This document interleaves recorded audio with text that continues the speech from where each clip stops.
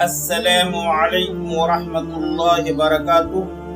بسد خلوص محبت ہم سلام کرتے ہیں، ہر اہل فضل کا ہم احترام کرتے ہیں۔ الحمدللہ رب العالمین والصلاة والسلام علی سید الحادین وعلی آلہ واصحابہ اجمعین، اما بعد فاعوذ باللہ من الشیطان الرجیم، بسم اللہ الرحمن الرحیم۔ کنتم خیر امت اخرجت للناس تأمرون بالمعروف وتنہون عن المنکر وتؤمنون باللہ، صدق اللہ العلی العظیم۔ وقال النبی صلی اللہ علیہ وسلم بلغوا عنی ولو آیہ، او کما قال النبی صلی اللہ علیہ وسلم۔ دین اللہ کے فرمان کو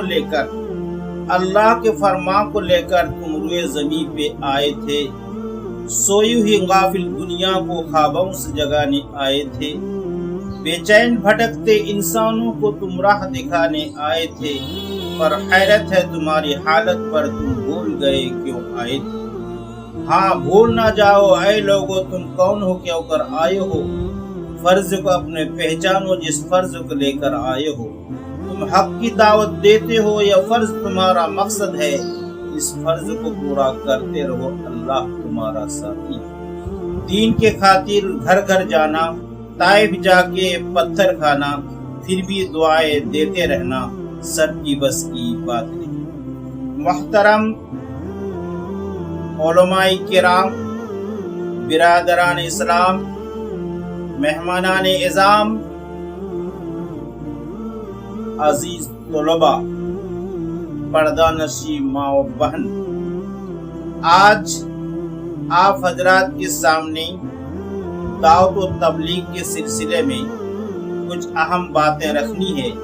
اللہ تبارک تعالی ہمیں اور آپ کو یہ دعوت و تبلیغ کے سلسلے میں جو باتیں ہمارے سامنے آئے گی اس کو سمجھ کر عمل کرنے کی توفیق عطا فرمائے۔ محترم سامعین، اللہ تبارک تعالی آل عمران کے اندر آیت نمبر 110 کے اندر فرماتے ہیں، کنتم خیر امت اخرجت للناس تأمرون بالمعروف وتنہون عن المنکر وتؤمنون باللہ۔ اور نبی کریم صلی اللہ علیہ وسلم فرماتے ہیں، بلغوا عنی ولو آیہ۔ اس آیت کریمہ سے اور حدیث سے صاف طور پر یہ بات ہمارے سامنے آتی ہے کہ دعوت و تبلیغ کا کام ہمارے اوپر اپنی حیثیت کے اعتبار سے ہر ایک انسان پر فرض عین ہے۔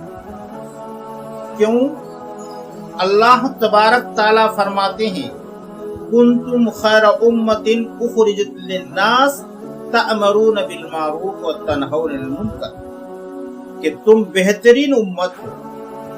جس طریقے سے ہمارے نبی یعنی آخری نبی تمام نبیوں میں افضل، اشرف، اعلیٰ ہے، اسی طریقے سے پچھلی جتنی امتیں گزر چکی ہے ان تمام امتوں کے اندر آخری نبی کی امت افضل اور اشرف اور اعلیٰ ہے۔ اللہ فرماتے ہیں، کنتم خیر امت اخرجت للناس، کہ تم بہترین امت ہو، تمہاری ذمہ داری ہے، تمہیں پیدا کیا گیا ہے، تم کو نکالا گیا ہے، کس لیے؟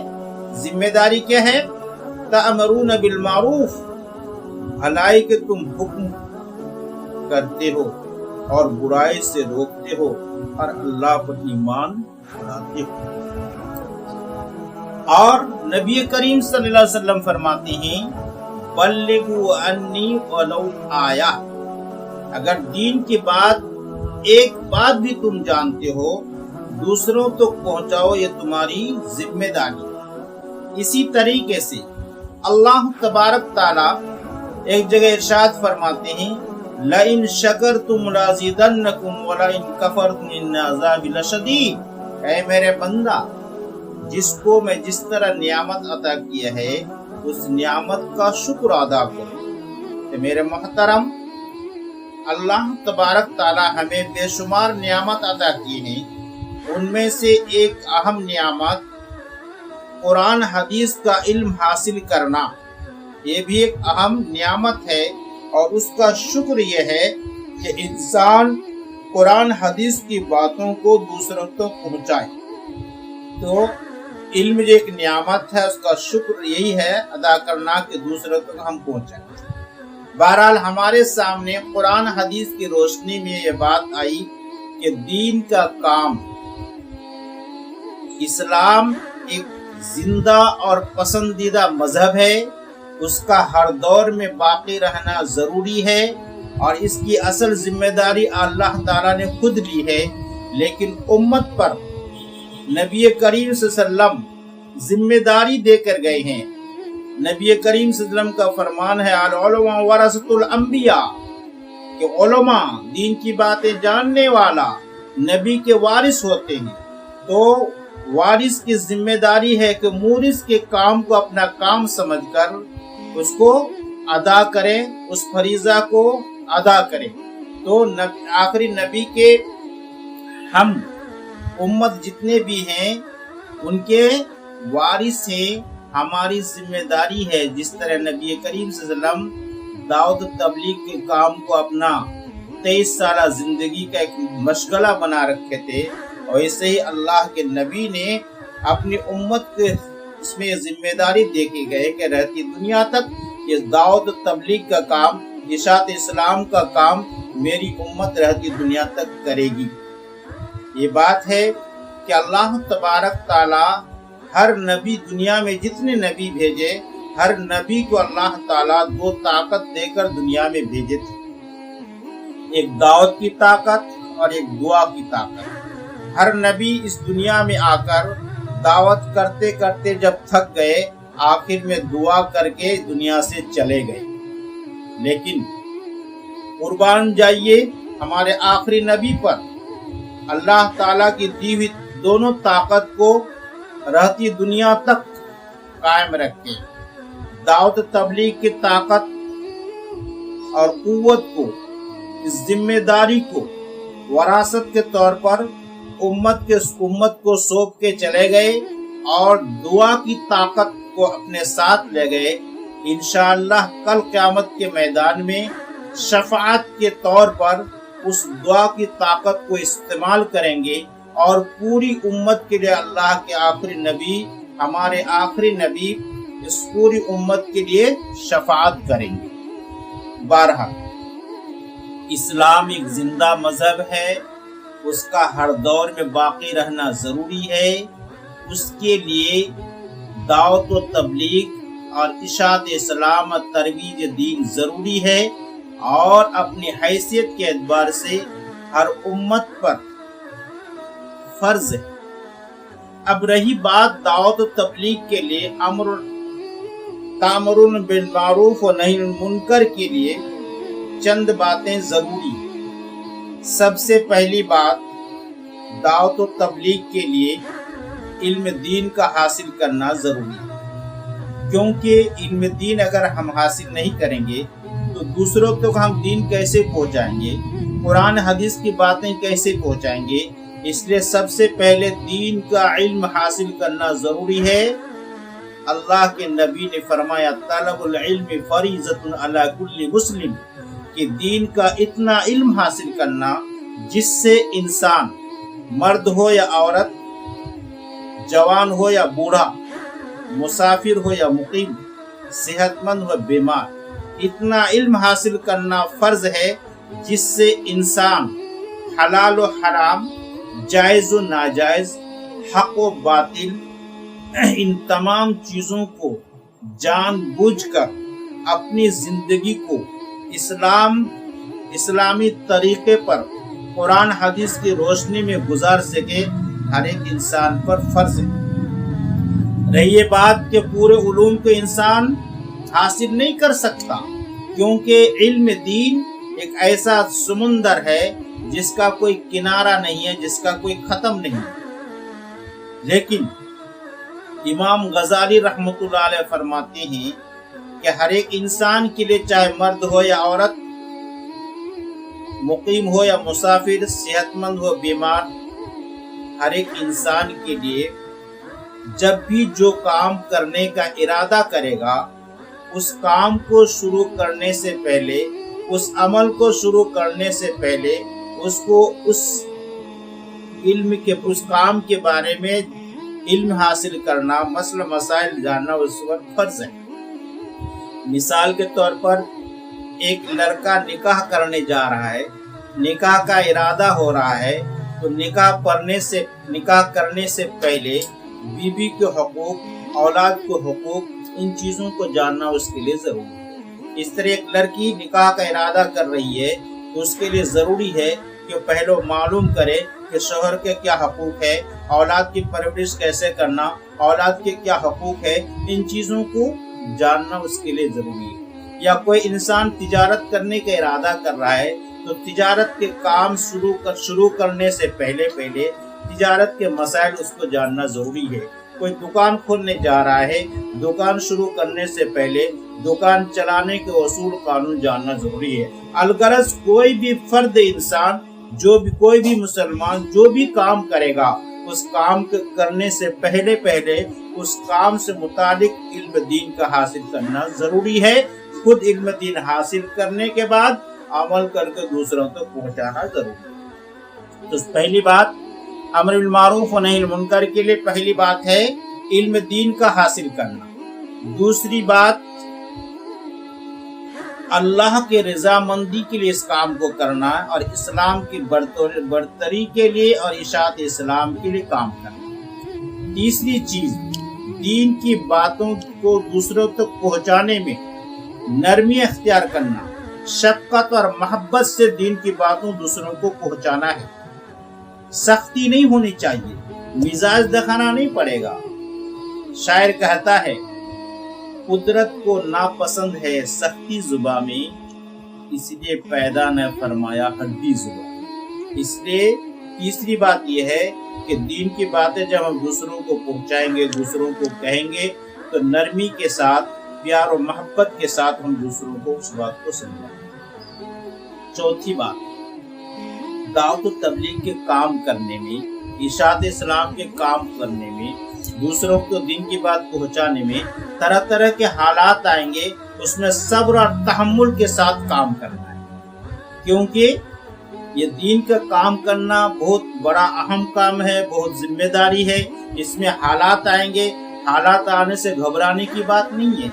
اللہ جس کو اپنا محبوب بنانا چاہتے ہیں، اللہ جس سے دین کا کام لینا چاہتا ہے، اس کو طرح طرح کے حالات سے دوچار کر اس کو آزمانا چاہتا ہے۔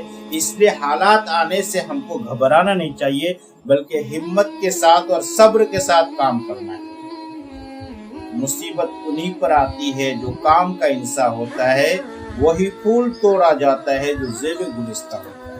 تو بہرحال دین کے کام کرنے میں حالات آئیں گے، اس میں ہمیں صبر سے کام لینا ہے، اور اللہ جس سے کام لے گا اس کو حالات سے دوچار کریں گے، گھبرانے کی کوئی بات نہیں ہے۔ پانچویں بات یہ ہے امر بالمعروف و نہی عن المنکر کرنے کے لیے جو بات یا جو عمل ہم دوسروں تک پہنچائیں گے اس پر خود عمل ہونا ضروری ہے، کیونکہ اس کا ایک خاص اثر پڑے گا۔ اگر ہم کسی کو کوئی عمل بتائیں گے یا کوئی دین کی بات بتائیں گے، کوئی مسئلہ بتائیں گے، اگر خود اس پر ہم عمل نہیں کریں گے تو اس کا اثر خاص نہیں ہوگا۔ اس لیے خود بھی عامل ہونا بھی ضروری ہے۔ تو بہرحال دین کے کام، دین کی باتیں دوسروں تک پہنچانے میں پہلے بھی بولا تھا کہ اپنی اپنی حیثیت کے اعتبار سے تبلیغ دین، اشاعت اسلام ہر انسان پر ضروری ہے۔ اگر اللہ نے کسی کو موقع دیا ہے، حیثیت دی ہے، مواقع فراہم کیے ہیں کہ اسٹیٹ پورے عالمی طور پر دین کے کام کر سکتا ہے، تو عالمی طور پر دین کا کام کرے، تبلیغ کا کام کرے، اشاعت اسلام کا کام کرے۔ اور اگر کوئی اپنے اسٹیٹ کا اندر کر سکتا ہے، اللہ ایسی ہم کو طاقت دی ہے، ایسی حیثیت ہے، تو پورے اسٹیٹ میں دین کا کام کرے۔ اگر پورے اسٹیٹ میں نہیں کر سکتا، اپنے ضلع میں کرے، ضلع میں نہیں کر سکتا ہے تو اپنے شہر میں کرے، اپنے شہر میں نہیں تو اپنے علاقے میں کرے، اپنے محلے میں کرے، اگر اس میں بھی نہ ہو تو کم سے کم اپنے گھر میں دین کا کام کرے یا اپنے آل اولاد کو، اپنی بیوی کو، اپنے رشتہ داروں کو دین کی باتیں بتائے۔ الغرض دین کی تبلیغ، اشاعت اسلام اور ترویج دین کا کام ہر ایک کے لیے ضروری ہے، یہ اپنا کام سمجھ کے ہمیں کرنا ہے۔ اب رہی بات کہ ترویج اسلام اور تبلیغ دین کے، یعنی دین کی بات دوسروں تک پہنچانے کے 4 اہم شعبے۔ پہلا شعبہ ہے دینی مدارس، دوسرے نمبر پر ہے تبلیغی جماعت جسے ہم اصلاح المسلمین کہہ سکتے ہیں، تیسرے نمبر پر ہے تزکیہ نفس، اصلاح کا کام، چوتھے نمبر پر ہے وعظ و تقریر۔ دینی مدارس میں کچھ مخصوص آدمیوں کو ایک جگہ جمع کر کے ان کے پورے وقت خالی کر کے ان کو قرآن حدیث کی تعلیم دی جاتی ہے، اور قرآن حدیث کو سمجھنے کے لیے جتنے علوم ہے ان علوموں کو اس پر محنت کرائی جاتی ہے۔ دوسرے نمبر پر دعوت و تبلیغ اصلاح المسلمین کا جو ایک شعبہ ہے، اس میں عام لوگ، وہ انسان جس پر کوئی ذمہ داری آ چکی ہے، مکمل وقت مدارس میں نہیں دے سکتا ہے، ایسے افراد کے لیے ہمارے اکابر اسلاف یہ دعوت والا کام یعنی تبلیغی جماعت جو اصلاح المسلمین ہے وہ قائم فرمایا، تاکہ انسان اپنے کاروبار کو، اپنے کام کاج کو آگے پیچھے کر کے کچھ وقت نکال کر یہ دین کے علم خود سیکھے گا اور دوسروں تک پہنچائے گا۔ ایک سلسلہ قائم کی یہ تبلیغی جماعت اصلاح المسلمین جو ہے، یہ در حقیقت کوئی دوسری چیز نہیں ہے، یہ دینی مدارس کا ایک شاخ۔ جس طرح مدارس کچھ خاص لوگوں کو ایک مکمل وقت فارغ کرا کر اس کو دین کی باتیں سکھاتے ہیں، عمل کراتے ہیں، ویسے ہی تبلیغی جماعت میں کچھ لوگوں کو لے کر ایک جماعت کی شکل میں نکل کر دین کی باتیں سیکھتے ہیں، اس پر عمل کرتے ہیں، ساتھ ہی ساتھ دوسروں کو بھی دین کی باتیں بتاتے ہیں۔ یہ بھی ایک چلتا پھرتا مدرسہ۔ تیسرے نمبر پر ہے تزکیہ نفس، اس میں صوفیان کرام انسان کے روحانی اور ایمانی قوت کو اجاگر کرتا ہے، اس کے اندر اخلاق پیدا کرتے ہیں، اس کے عمل کے اندر پختگی پیدا کرتے ہیں، اس طرح اللہ سے صحیح تعلق جڑتا ہے، اللہ کا خوف اور ڈر اس کے دل میں پیدا کرتا ہے۔ یہ کام تزکیہ نفس میں ہوتا ہے، یہ صوفیاء کرام کرتے ہیں۔ چوتھے نمبر پر وعظ و تقریر ہے، اس سے بھی کچھ لوگوں کو فائدہ ہوتا ہے کہ دین کی بات، قرآن حدیث کی بات وعظ و تقریر کے ذریعے سے دوسروں تک پہنچایا جاتا ہے۔ تو ہمارے سامنے اہم بہت سارے طریقے ہوتے ہیں دین کی بات دوسروں تک پہنچانے کے، لیکن ہمارے سامنے 4 اہم شعبے آئے۔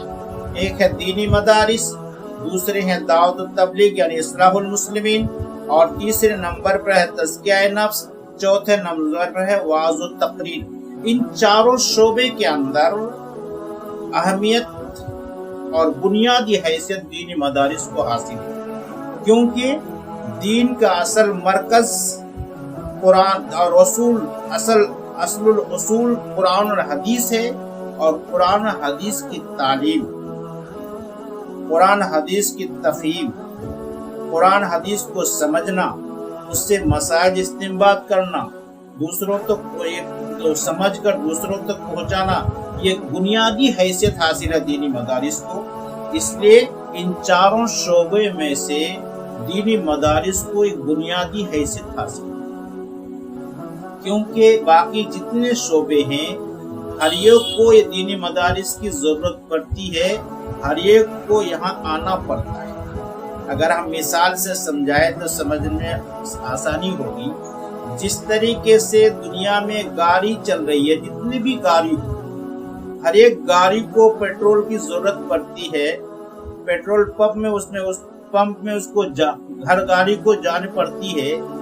اس طریقے سے دین کے جتنے شعبے چل رہے ہیں، ہر شعبے کو دینی مدارس کی ضرورت پڑتی ہے۔ میں ایک دعویٰ سے کہہ سکتا ہوں کہ کوئی بھی انسان یہ کہہ نہیں سکتا کہ میں ایک دین کی بات جانتا ہوں یا سنا ہوں یا کسی کتاب میں پڑھا ہوں جس میں دینی مدارس کا احسان نہ ہو۔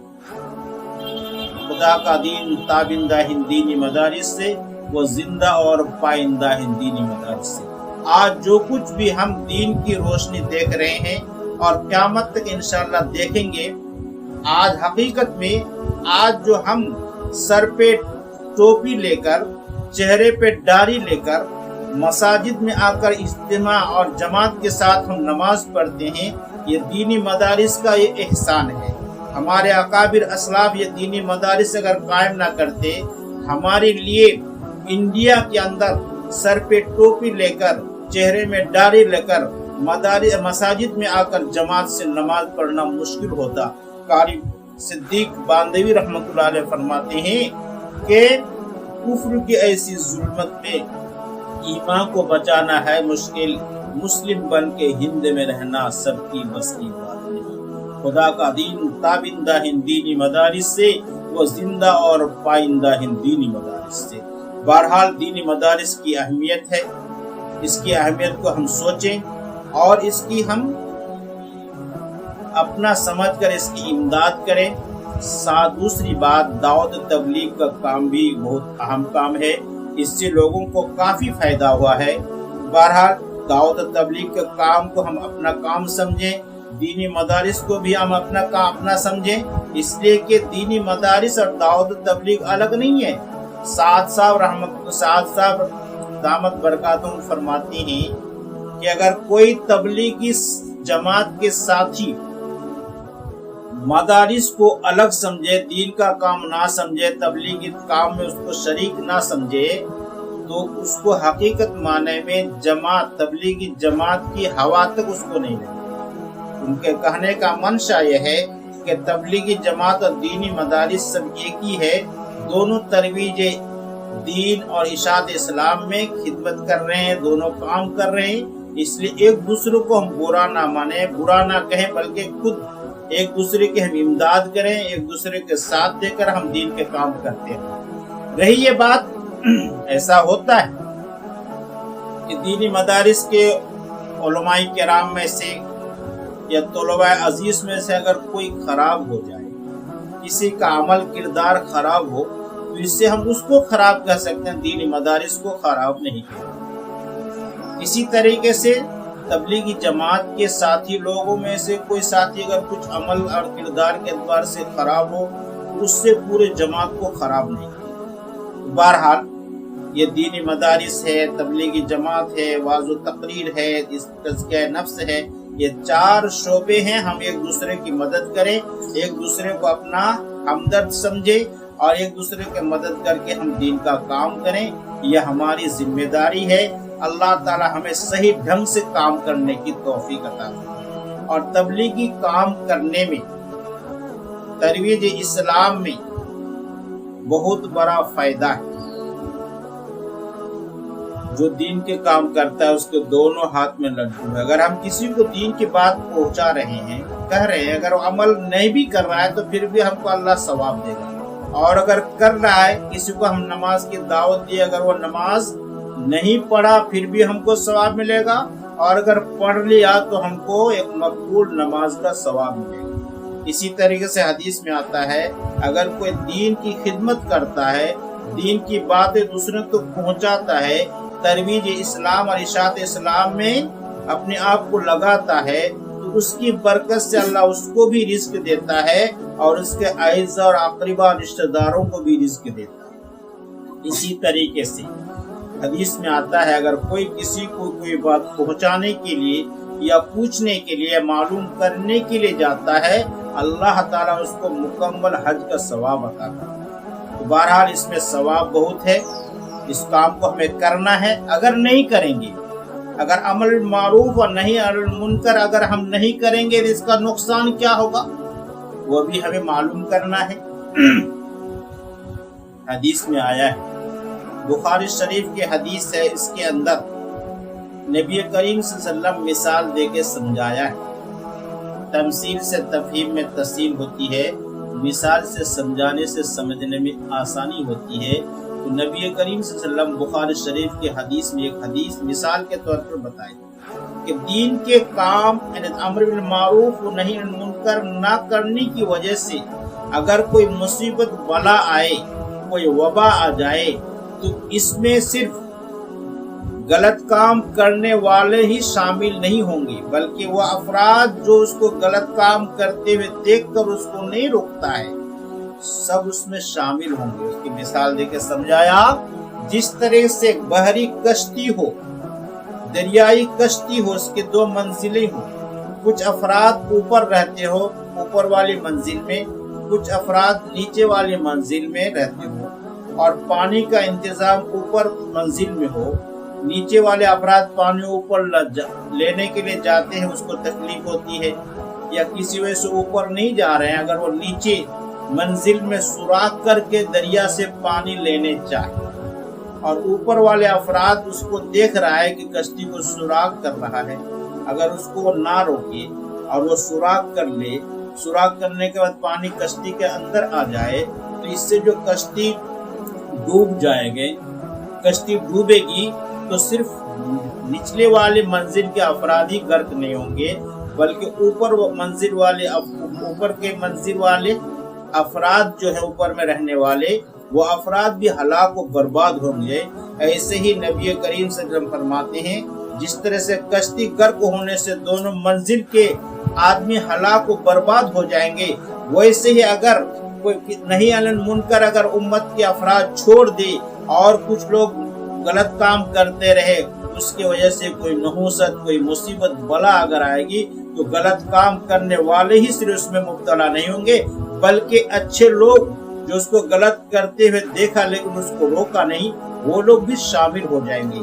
اس لیے ہم اپنے آپ کو بھی بچانے چاہتے ہیں اور دوسروں کو بھی اگر خیال کریں تو ہمارے لیے ضروری ہے کہ نہیں عن المنکر کام کو، ہم اس کام کو، اس ذمہ داری کو اپنا سمجھ کر ہم اخلاص کے ساتھ اللہ کو راضی کرنے کے لیے اپنی حیثیت کے اعتبار سے اس کام کو کریں۔ انشاءاللہ اگر کریں گے ہمیں اس کا پھل دنیا میں بھی ملے گا، آخرت میں ملے گا۔ یہ تبلیغی کام نبی کریم صلی اللہ علیہ وسلم کر کے دکھائے، صحابہ کرام بھی کرے، نبی کریم صلی اللہ علیہ وسلم اس کام کو کرنے کے لیے طرح طرح کے تکلیفیں اٹھائے۔ شاعر کہتے ہیں، یعنی قاری صدیق باندھوی رحمۃ اللہ علیہ فرماتے ہیں کہ دین کے خاطر گھر گھر جانا، طائف جا کے پتھر کھانا، پھر بھی دعائیں دیتے رہنا، سب کی بس کی بات نہیں۔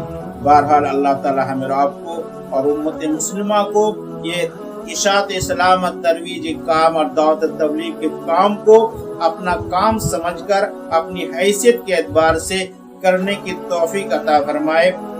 السلام علیکم ورحمۃ اللہ وبرکاتہ۔